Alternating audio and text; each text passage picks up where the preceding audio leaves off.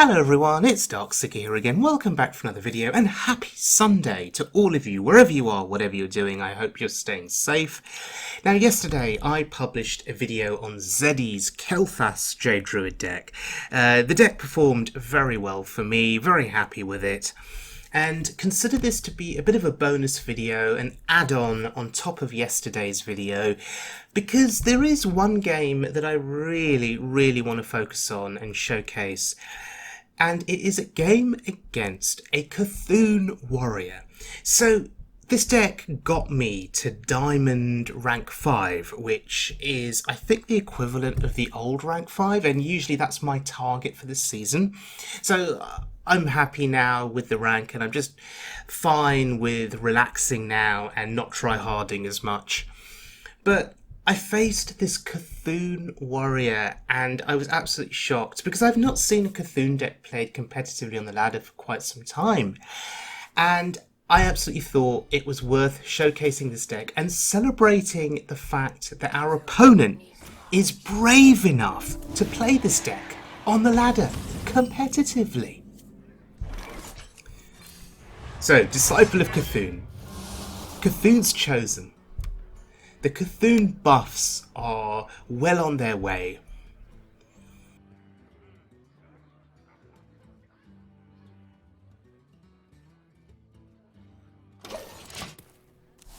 Okay, so we have Kael'thas in hand, and he is going to be ready for a future turn. The question is, when do we go off with him?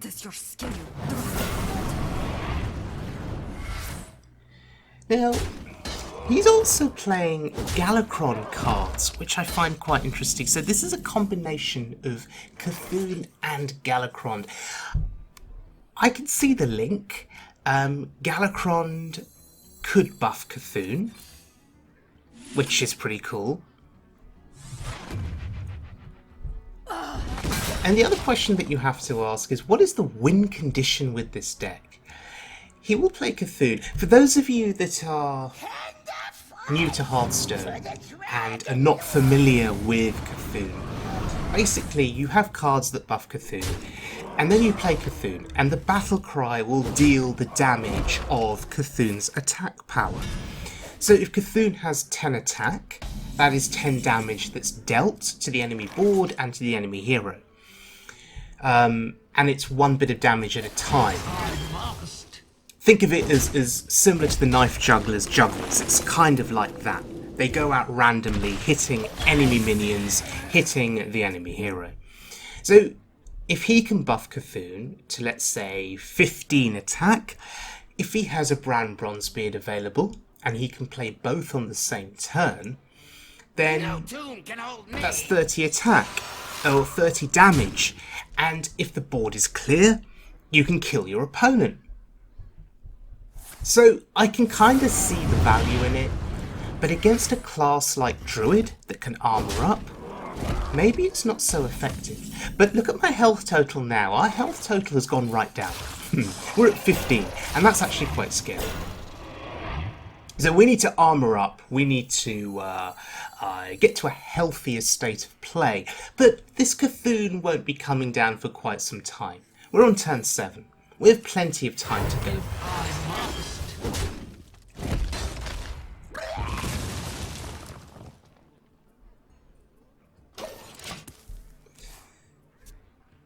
Okay. With Kael'thas, maybe next turn we go off with him. We have an Innovate, we have a Spellstone in hand, so 2 cheap spells. Alternatively, we have Flukes in hand, so that's another cheap spell. I love this mix of Galakrond and Cthulhu. A few weeks ago I played a Galakrond Bomb Warrior and it was really fun to play. So I like how he has taken Galakrond and infused Cthulhu with him. But let's go off now with Kael'thas. Question is, what cheap spells are we using? Energy, power. My people are addicted to it. And then what big spell are we casting?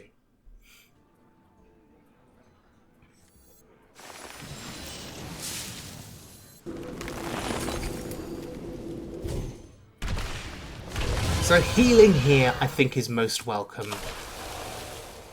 Gives us some mana that we have left over, so maybe we can go off again with Kael'thas. We can.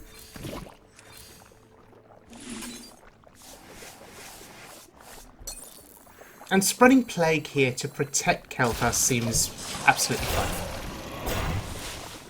Okay. So, can he kill that false 7? That is the question.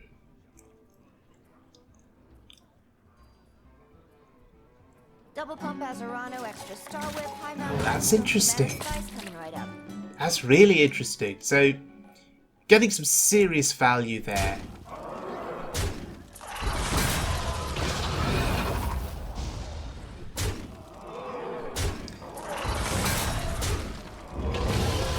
And really see Kael'thas as a threat. Kael'thas essentially is a taunt minion. They want to kill him as quickly as possible. We have 2 spells we can cast here. We have Oaken Summons. We have Jade Blossom. We're going to get Vargoth for sure here. This deck only plays 1 copy of Zuldrak Ritualist. So we know we're going to get Vargoth. And if Vargoth repeats the Oaken Summons, there's nothing else that's going to come back. It'll come out from our deck onto the board. That's unfortunate. But Ultimate Infestation here, really, really good for us.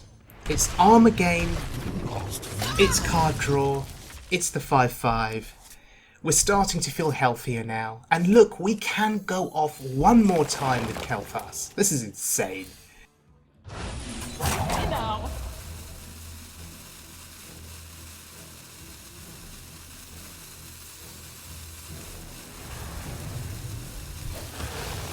If I must. So that is what Kael'thas says when he attacks. That's pretty cool. Alright, there's Yogg Saron. So Yogg value is going to be pretty interesting in this game. In yesterday's video, Yogg did so much work for me. He cleared boards, killed himself, I think nearly all of the time, but cleared boards, and that's exactly what we want from Yogg. We have both Poison Seeds in hand. And both Poison Seeds means we're ready for Cthulhu. But that's a Galakron. And I'm wondering, would he have drawn Cthulhu through Galakron? Would he have got a Cthulhu buff? Cthulhu is only a 12/12 though. I mean, I say only a 12/12. When you have 26 armor, you're not too scared of a 12/12 Cthulhu.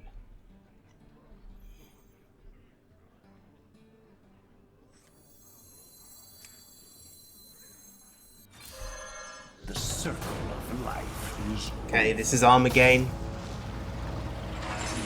This is gonna block his weapon, potentially, unless he can kill the taunts some other way. So if he trades the 6/5 and the weapon into the taunts, we're happy with that. Who knows what secrets... Oh, there's Bran Bronzebeard. And Loetheb. That is incredibly smart.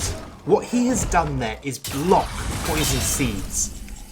Incredibly, incredibly smart. Kudos to our opponent, because that Bran is unkillable. Our hero power and the board only does 7 damage. So Yogg time it is. Well, that's it. And do you know what? That may as well be game over to some degree. Because if he's playing Bran Bronzebeard... Oh wow, that's pretty scary. If he's playing Bran Bronzebeard, surely Cthulhu is the follow-up, right? And then maybe like a return to hand effect on Cthulhu, so he gets it back twice, something like that. But we've killed Bran, so we're in the clear. Yeah, this is a scary Yogg turn. Our Ysera Unleashed was thrown out onto the board, and we're not going to get our dragon value now, our dream portal value. That is negated because of Yogg. So damn you, Yogg. But you cleared Bran for us, so praise you, Yogg. Yeah. It's worked out for us.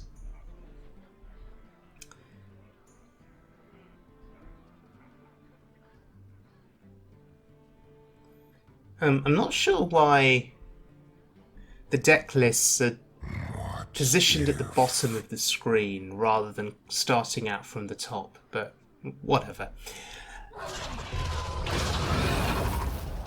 No tomb can hold me. And now it's just a waiting game. No tomb can hold me. We will exhaust him of his threats. We will keep armoring up. And we win the game. Murloc Tiny Finn. Hello. Ah. Surprise. Can we resist the urge to kill Tiny Finn? Surprise.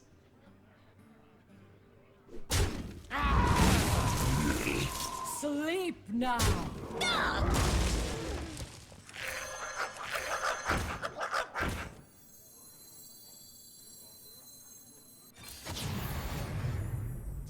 No. Tiny Finn, he can live. He can live for one more turn. Or not. I will act as your skin. No, we killed an imp, so it's a worthy sacrifice.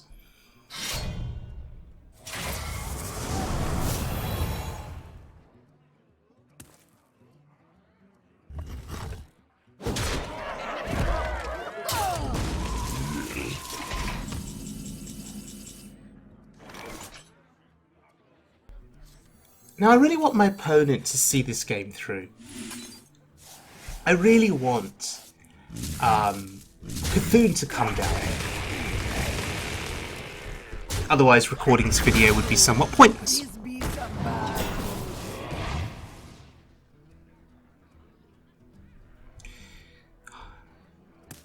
The Emerald Hive Queen. Well, he's going to have to kill that before he can play his Cthulhu. So yes, as long as our opponent does not concede, we're happy. He must know at this point that this game is a lost cause, but bravo to him for carrying on. Does make you wonder though, against a class that cannot gain so much armor, against a slower deck, how would this Cthulhu deck fare on the ladder? When you consider that there are Galakron cards in it as well.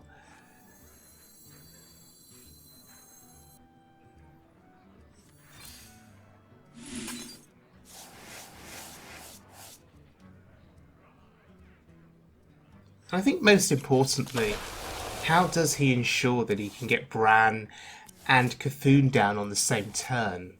Would it be an Emperor discount or two that he would be relying on? Because Bran costs 3, Cthulhu costs 10.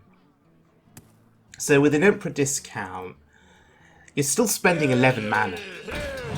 So you need the coin, basically, to make it happen. Or 2 Emperor discounts, perhaps.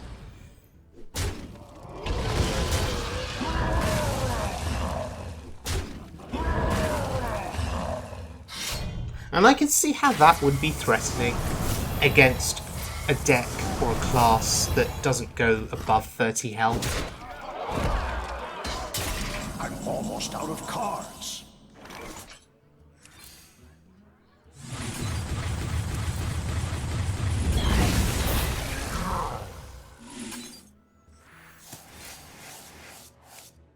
The Golem train continues to grow, and this is our march now to a victory. But let's see if this will bring out Cthulhu. Are you my master? The Feast of Souls begins now. Oh, he still wants to buff the Cthulhu. Twin Emperor Veclaw. This brings back fond memories. I used to love this card, particularly with Bran Bronzebeard. It was pretty cool. And I think, what, 2 or 3 years ago, whenever this was first introduced, it was considered to be pretty powerful. But now, in the current meta, in the current Hearthstone scene, it's decidedly average or below average. His return is nigh. Okay, what can Kronks do for him here? Guess you want the 8/8 taunt? Yep. So he's building a board. Trying to get through the armor.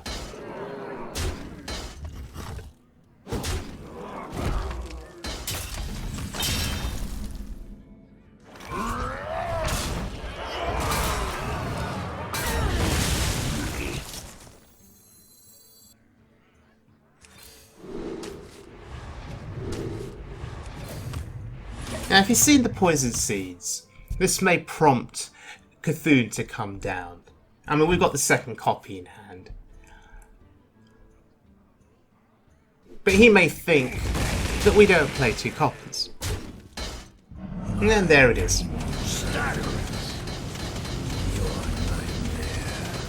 So that's 20 damage. I'm almost out of cards. If it had Bran down after that lower Theb turn, you think about doubling that damage. It's pretty scary, actually. This time, but I will return. Okay, bravo to our opponent for really being brave and bringing a Cthulhu deck to the ladder at that rank. So, Zeddy's Kael'thas Jade Druid deck, it can outlast Cthulhu.